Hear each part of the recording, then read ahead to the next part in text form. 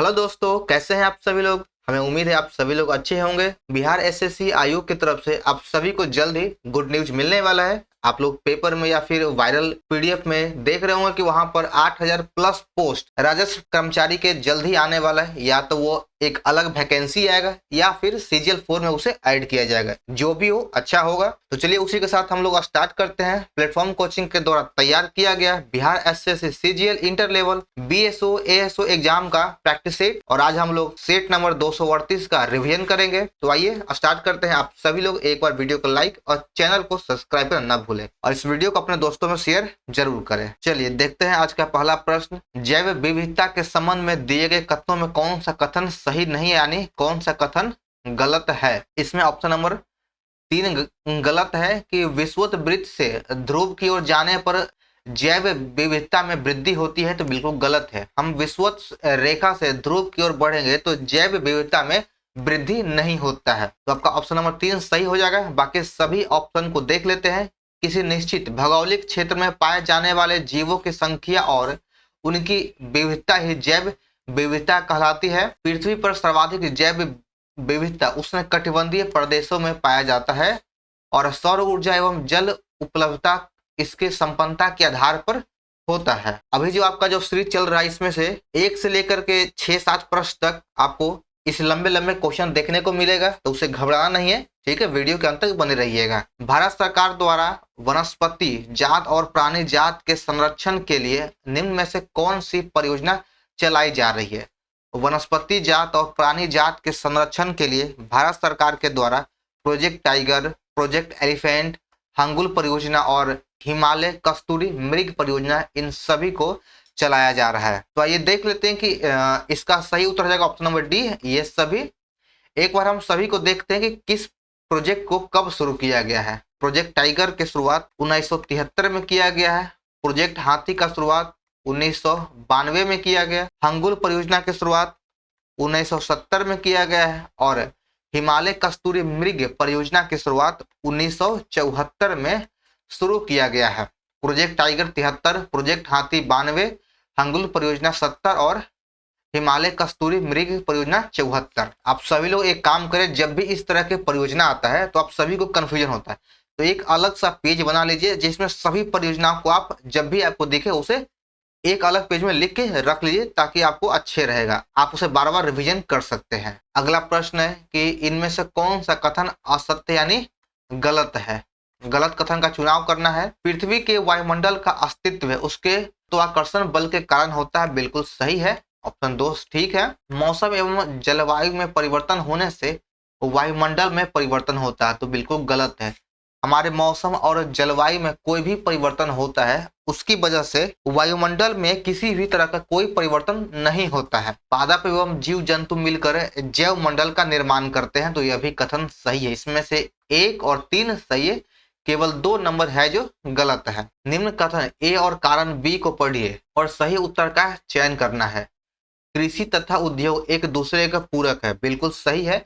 कुछ ऐसे उद्योग हैं जो कृषि पर डिपेंड करता है, जैसे कपड़ा उद्योग, चीनी मिल उद्योग, शुगर मिल, ये सभी कृषि पर ही डिपेंड करता है। तो भारत में कृषि पर आधारित उद्योगों ने कृषि पैदावार बढ़ोतरी को प्रोत्साहित किया है, तो इसमें से ए और आर दोनों सही है, और आर ए की सही व्याख्या भी कर रहा है। भारत में वन आवरण के संबंध में निम्न कथनों पर विचार करें और बताना है कि इसमें से कौन सा कथन सही है। वन क्षेत्र को राजस्व विभाग द्वारा अधिसूचित किया जाता है, बिल्कुल सही है।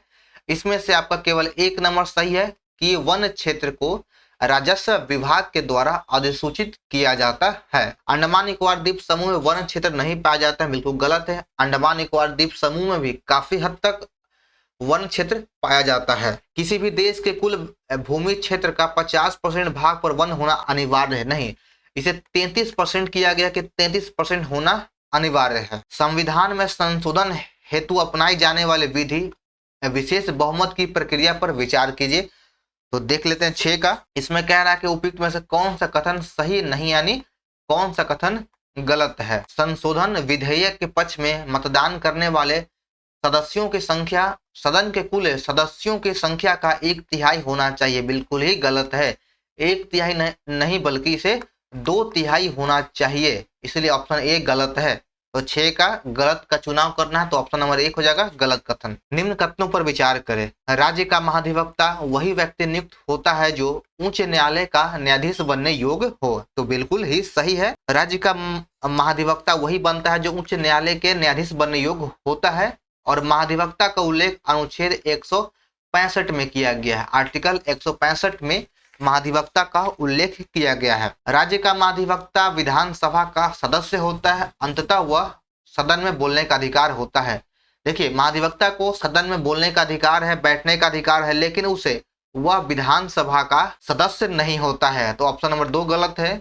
विधानमंडल में मतदान संबंधी अधिकार राज्य के महाधिवक्ता को प्राप्त है। तो बिल्कुल भी गलत है। महाधिवक्ता को वोट देने का अधिकार उसे प्राप्त नहीं है। तो ऑप्शन 3 भी गलत है। तो इसमें पूछ रहा है कौन सा कथन गलत है, तो इसमें आपका ऑप्शन नंबर 2 और 3 गलत है, बाकी 1 सही है। यहीं से महाधिवक्ता के राज्य के लिए होता है तो एक महान्यायवादी जो केंद्र सरकार के लिए होता है, तो महान्यायवादी का उल्लेख अनुच्छेद 76 में किया गया है। निम्नलिखित कथनों में से ग्राम सभा के संबंध में कौन सा कथन सही नहीं है, यानी कौन सा कथन गलत है। यहाँ पर देखिए बहुत लोग मिस्टेक कर जाते हैं, या नहीं देखते हैं कि यहाँ पर नहीं लिखा है क्या, तो कौन सा कथन सही नहीं है, यही चुनाव करना है। इसके कार्य और शक्तियां ग्राम स्तर पर उसी प्रकार हैं जैसे राज्य व्यवस्थापिका के राज्य स्तर पर है। तो ऑप्शन 1 सही है। इसकी शक्तियों का निर्धारण केंद्र सरकार के द्वारा किया जाता है। तो बिल्कुल गलत है। ग्राम पंचायत के शक्तियों या फिर ग्राम सभा के शक्तियों का निर्धारण उस राज्य के राज्य सरकार के द्वारा किया जाता है, न कि केंद्र सरकार के द्वारा। तो ऑप्शन 2 गलत है। राज्य लोक सेवा आयोग का अध्यक्ष किसके द्वारा नियुक्त किया जाता है। राज्य लोक सेवा आयोग की नियुक्ति उस राज्य के राज्यपाल के द्वारा नियुक्त किया जाता है। 9 का 3 नंबर हो जाएगा। चलिए देखते हैं अगला प्रश्न। संघीय व्यवस्था की महत्वपूर्ण विशेषताओं के संदर्भ में निम्नलिखित में से कौन सा कथन सही है। तो सरकार 2 या अधिक स्तर वाली होती है, बिल्कुल सही है। संघीय सरकार में, संघीय व्यवस्था में जो सरकार है वह 2 स्तरीय या फिर उससे भी अधिक होता है। संविधान सरकार के प्रत्येक स्तर के अस्तित्व और प्राधिकार की गारंटी का सुरक्षा देता है। तो ऑप्शन 2 भी सही है। संविधान के मौलिक प्रावधानों को किसी एक स्तर की सरकार अकेले नहीं बदल सकता है। प्रत्येक स्तर की सरकार का कानून बनाने, कर वसूलने और प्रशासन का अपना अपना अधिकार क्षेत्र होता है।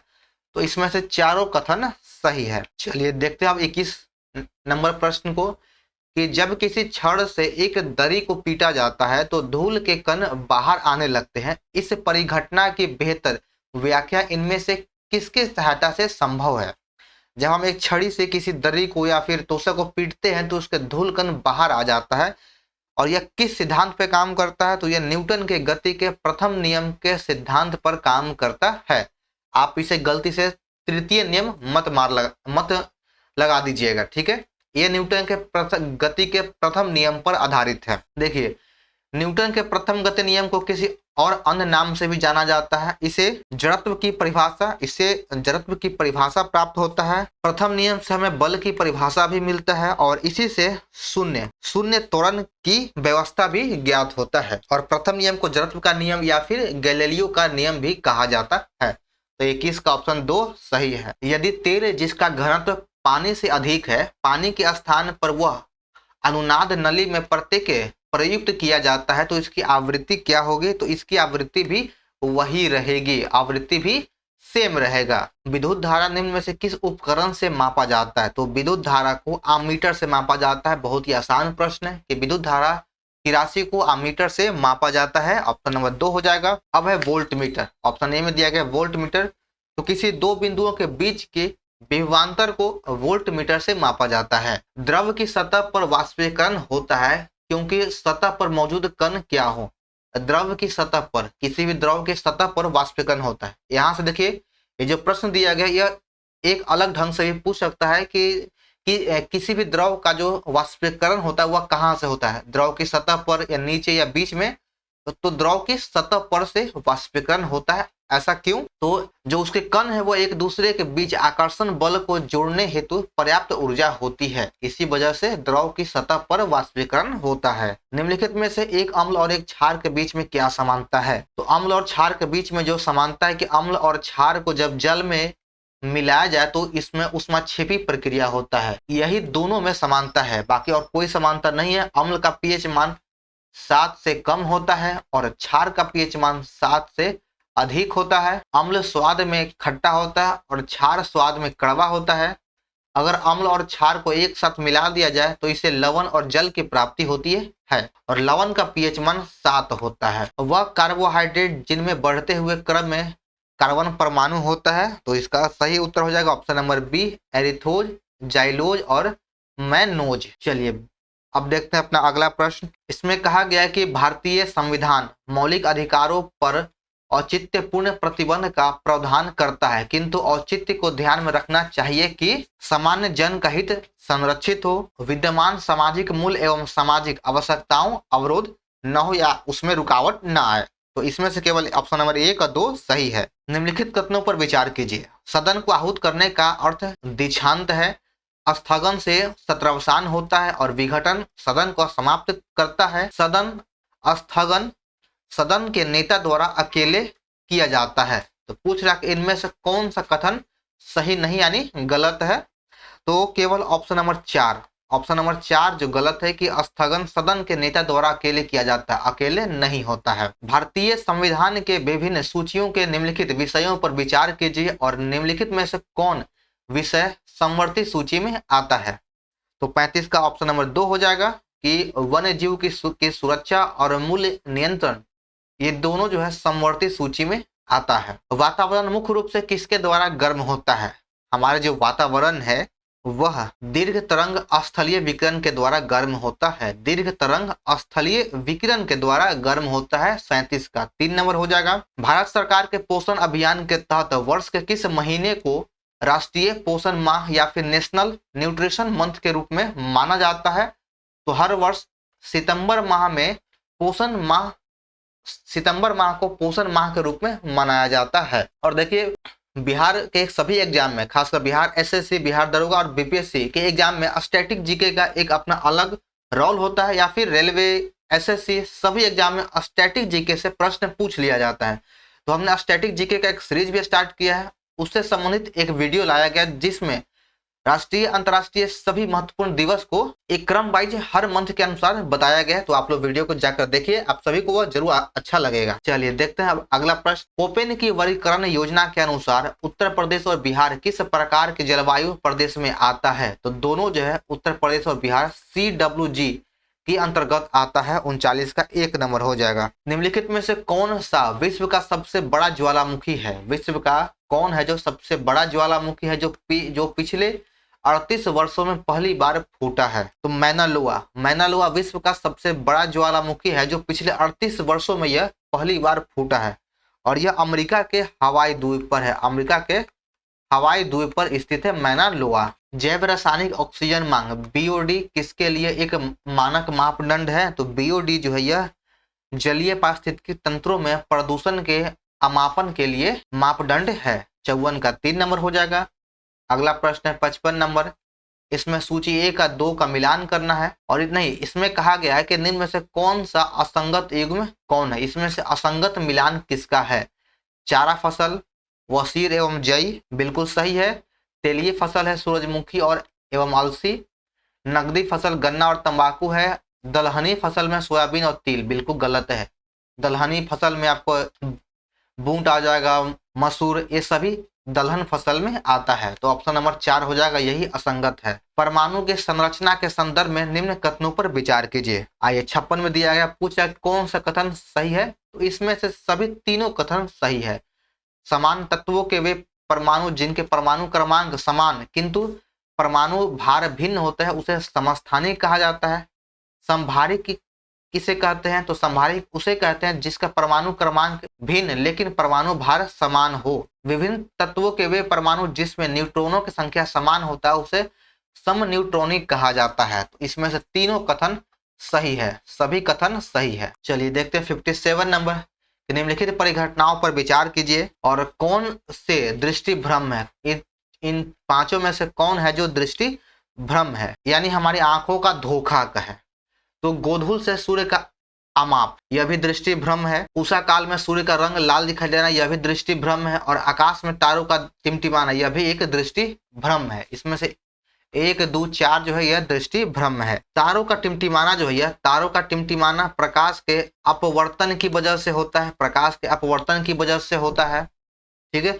आकाश का रंग नीला दिखाई देगा प्रकाश के प्रकीर्णन की वजह से, प्रकाश के प्रकीर्णन की वजह से दिखाई देता है। सूर्योदय जो है, सूर्योदय और सूर्यास्त समय से पहले और बाद तक ही दिखाई देता है, वह भी प्रकाश के प्रकीर्णन की वजह से ही दिखाई देता है। जल की विशिष्ट उष्मा धारिता उच्च होने के संबंध में निम्न कथनों पर विचार कीजिए। तो 58 का देख लेते हैं। ऑप्शन नंबर 1 है कि इसका उपयोग स्वचालित वाहनों के रेडिएटर में किया जाता है और यह गर्मियों में थल की अपेक्षा बहुत धीमी गति से गर्म होता है। तो 58 का 1 नंबर सही है। चलिए 68 नंबर में एक तरफ इमारत या भवन दिया गया और दूसरे तरफ उसकी अवस्थिति दिया गया और कह रहा है कि इसमें से कौन है जो सुमेलित नहीं है, यानी किसका मिलान गलत है। तो देख लेते हैं। मोती मस्जिद कहाँ है? तो मोती मस्जिद दिल्ली और आगरा दोनों जगह पे है, दिल्ली और आगरा दोनों जगह पे है, तो यह सही है। पंचमहल फतेहपुर सीकरी में है, फतेहपुर सीकरी में स्थित है। मुसम्मन बुर्ज यह आगरा में है, बिल्कुल सही है। और बीवी का मकबरा यह औरंगाबाद महाराष्ट्र में है, औरंगाबाद महाराष्ट्र में स्थित है। तो इसमें से कितने कथन है जो गलत था? तो केवल 2 कथन, आपका ऑप्शन नंबर 2 और 4 गलत था। दक्षिण में कर्नाटक की और ओडिशा के शासन का विस्तार करने का श्रेय किसे जाता है? दक्षिण में कर्नाटक की ओर से ओडिशा के शासन का विस्तार करने का श्रेय गजपति राजवंश को जाता है, गजपति राजवंश को इसका श्रेय जाता है। निम्न कथनों में कौन सा कथन सही नहीं है, यानी कौन गलत है? फिरोज ने बंगाल पर 2 बार आक्रमण किया और सफल रहा, तो बिल्कुल गलत है, पहला ऑप्शन ही गलत है। फिरोज ने बंगाल पर 2 बार आक्रमण तो किया था, लेकिन यह दोनों बार असफल रहा, तो पहला ऑप्शन ही गलत है। और जब हमें पहला ऑप्शन गलत प्राप्त हो गया तो फिर हम बाकी ऑप्शन को चेक करने का जरूरत ही नहीं है। चलिए देखते हैं 71। इसमें कहा गया कि निफ्टी क्या है? निफ्टी क्या है? तो यह भारत के राष्ट्रीय और स्टॉक एक्सचेंज एक शेयर मूल्य सूचकांक है। 71 का 3 नंबर हो जाएगा। चलिए देखते हैं अगला प्रश्न। फरवरी 2026 की स्थिति के अनुसार निम्नलिखित में से किस वाणिज्यिक बैंक की भारत में सबसे अधिक शाखाएं हैं? किस वाणिज्यिक बैंक का भारत में सबसे अधिक शाखा है? तो भारतीय स्टेट बैंक, 72 का 2 नंबर हो जाएगा। भारतीय स्टेट बैंक का सबसे अधिक शाखा है। भारत की एक फिल्म बूंग को वर्ष 2026 के बाफ्टा पुरस्कार के तहत बाल एवं पारिवारिक फिल्म के श्रेणी में सर्वश्रेष्ठ फिल्म का पुरस्कार फरवरी 2026 में मिला है। तो फिल्म बूंग किस भाषा में बनी फिल्म है? तो यह मणिपुर में बना एक फिल्म था। 73 का 4 नंबर हो जाएगा। चलिए देखते हैं अगला प्रश्न।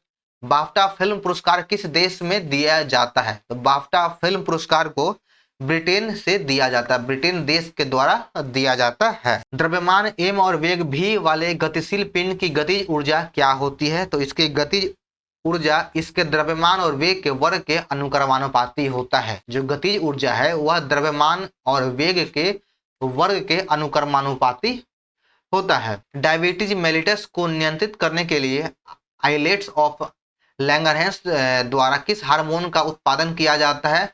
तो इसमें इंसुलिन का उत्पादन किया जाता है। ऑप्शन नंबर 2 हो जाएगा इंसुलिन। और इंसुलिन का स्राव अग्नाशय के द्वारा होता है।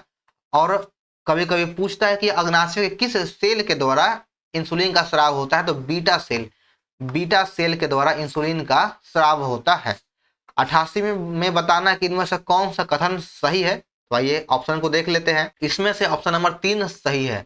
ऑस्ट्रेलिया की समुद्री गाय एक विलुप्त जानवर हो चुका है। निम्नलिखित बहुलकों में कौन सा जैव निम्नकरणीय है? इन चारों ऑप्शन में से PHB भी यह एक जैव निम्नकरणीय है। ऑप्शन नंबर 3 हो जाएगा। अगला प्रश्न है कि आधुनिक आवर्त सारणी में क्रमशः हाइड्रोजन और कार्बन परिवार के समूह संख्या कितनी है? तो हाइड्रोजन और कार्बन परिवार के जो समूह हो जाएगा, इसमें से 17 समूह में हाइड्रोजन परिवार और 14 समूह में कार्बन परिवार है। ऑप्शन नंबर 1 सही है। निम्नलिखित में से कौन से सदस्यों ने संविधान सभा में अल्पसंख्यक वर्गों का प्रतिनिधित्व किया था? तो अल्पसंख्यक वर्गों का प्रतिनिधित्व फ्रैंक एंथनी और डॉक्टर HP मोदी के द्वारा किया गया था। इसमें से ऑप्शन नंबर 1 और 2 सही हो जाएगा। निम्नलिखित कथनों पर विचार कीजिए और बताना है कि कौन सा कथन सही नहीं है, यानी कौन सा कथन गलत है। तो इसमें से आपका केवल ऑप्शन नंबर 3 गलत है। तारांकित प्रश्न के उत्तर मौखिक और लिखित रूप में दिए जाते हैं, तो बिल्कुल गलत है।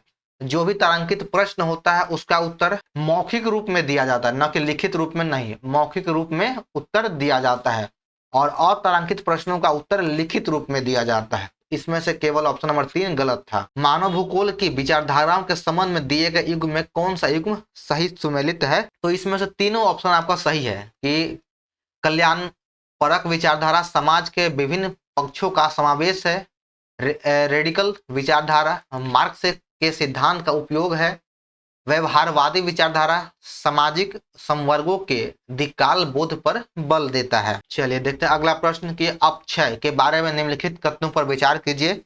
तो इनमें से कौन सा कथन सही नहीं है, यानी कौन सा कथन गलत है? तो अपक्षय चट्टानों का पूर्व स्थिति में छोटे छोटे टुकड़ों में टूटना, यह अपक्षय है, तो यह कथन गलत है। ऑप्शन नंबर 1 केवल 1 गलत है। निम्नलिखित कथनों पर विचार कीजिए। नौसंचालक में ज्वार भाटा का महत्वपूर्ण योगदान पाया जाता है। ज्वार भाटा तलछटों के डिसलेटेशन में सहायता करता है। ज्वारीय तरंगों से विद्युत उत्पादन भी किया जाता है। तो इसमें से कौन सा कथन सही है? तो तीनों, ऑप्शन नंबर तीनों जो है वह सही हो जाएगा। और आजकल ज्वारीय तरंग से भी विद्युत का उत्पादन किया जा रहा है। 108 में भी कथन निष्कर्ष दिया गया है, इसमें से 2 कथन है और कह रहा है कौन सा कथन सही है। तो ग्रेट ब्रिटेन में इंग्लैंड, वेल्स और स्कॉटलैंड तथा उत्तरी आयरलैंड अंतर्विष्ट है, तो बिल्कुल गलत है, पहला ऑप्शन गलत है। इंग्लैंड यूनाइटेड किंगडम के कुल क्षेत्रफल के 60% से कम भाग में फैला हुआ है, तो केवल ऑप्शन नंबर 2 ही सही है। इंग्लैंड जो है वह यूनाइटेड किंगडम के कुल क्षेत्रफल का 60% से भी कम भाग में है। जब पानी में इनो सॉल्ट डाला जाता है तो बुलबुला बन जाता है, ऐसा किस वजह से? आप लोग इनो पिए होंगे, जब गैस होता है तो इनो पानी में जब हम डालते हैं तो उसमें गैस का बुलबुला आता है, वह किस वजह से होगा? तो वह hydrogen gas, sorry carbon dioxide gas की वजह से होता है। सहसंयोजक मैग्नीशियम, एल्युमिनियम और सिलिकॉन के प्रथम आयनिक ऊर्जा का सही क्रम क्या है? तो उसका सही क्रम हो जाएगा सोडियम, मैग्नीशियम, एल्युमिनियम और सिलिकॉन। ऑप्शन 3 सही है, सिलिकॉन है लास्ट में। उत्तक संवर्धन के द्वारा जीवाणु और विषाणु से मुक्त पौधों को प्राप्त करने की उत्तम विधि क्या है? तो इससे प्राप्त करने की जो सबसे उत्तम विधि है वो है सूक्ष्म प्रवर्धन, माइक्रो प्रोगेशन। ऑप्शन नंबर 1 सही है। लार्वा का कुछ परिवर्तनों के जरिए वयस्क में बदलने की प्रक्रिया क्या कहलाती है? तो वयस्क में बदलने की प्रक्रिया को कायांतरण कहा जाता है। 123 का 2 नंबर हो जाएगा कायांतरण। अगला प्रश्न है कि बीमारी और उनके जांच को सही रूप में दोनों स्तंभ से मिलान करें। तो 124 का हो जाएगा। विडाल टेस्ट से किस रोग का जांच किया जाता है? तो विडाल टेस्ट के द्वारा टाइफाइड का टेस्ट होता है। डिक टेस्ट से स्कारलेट फीवर का, टोर्निटेक टेस्ट के द्वारा हम डेंगू बुखार का जांच करते हैं। आरए फैक्टर के द्वारा गठिया रोग का जांच किया जाता है और एलिसा टेस्ट से एड्स का प्रशिक्षण या टेस्ट किया जाता है। चलिए अंत में अब हम लोग करंट अफेयर को देख लेते हैं। Asia under 20 rugby sevens championship 2025 में पुरुष वर्ग का खिताब किस देश ने जीता है? पुरुष वर्ग का खिताब हांगकांग के द्वारा जीता गया है। 25वां शंघाई सहयोग संगठन SCO सम्मेलन का आयोजन किस देश में किया जाएगा? तो इसका आयोजन चीन में किया जाएगा। 146 का 1 नंबर हो जाएगा। अगला प्रश्न 47 नंबर कि नीति आयोग द्वारा जारी भारत में अनुसंधान और विकास सुगमता रिपोर्ट के संदर्भ में कौन सा कथन गलत है? तो 47 का ऑप्शन नंबर 1 गलत है कि भारत का सकल घरेलू अनुसंधान व्यय सकल घरेलू उत्पादन का लगभग 2% है। पोरक्यूपाइन स्ट्रेटेजी शब्द किस संदर्भ में उपयोग किया जाता है? तो इसका उपयोग छोटे देशों द्वारा बड़े देशों के खिलाफ सैन्य रक्षा नीति के द्वारा किया जाता है। 48 का 2 नंबर हो जाएगा। अगला प्रश्न है कि 2 अप्रैल 2026 को भारत और किस देश के बीच आर्थिक सहयोग और व्यापार समझौतों ने अपने सफल क्रियान्वयन के 4 वर्ष पूरे किए हैं? तो इसने ऑस्ट्रेलिया ने 4 वर्ष पूरा किया है। पीएम वाणी योजना का प्रथम लक्ष्य क्या है? पीएम वाणी योजना का प्रथम लक्ष्य पूरे भारत में सार्वजनिक वाईफाई हॉटस्पॉट का विस्तार करना है। 150 का 2 नंबर सही है कि पीएम वाणी योजना का संबंध पूरे देश में वाईफाई हॉटस्पॉट का विस्तार करना है। तो चलिए यहाँ से हमारा आज का सेट समाप्त होता है। तो आप सभी को यह वीडियो कैसा लगा कमेंट जरूर करें, और हमारा बिहार एसएससी इंटर लेवल और सीजीएल का प्रीवियस ईयर प्रश्न का वीडियो भी अपलोड कर दिया गया है, जो नहीं देखें जाकर देख लीजिए। तो चलिए मिलते हैं फिर नेक्स्ट वीडियो में। जय हिंद।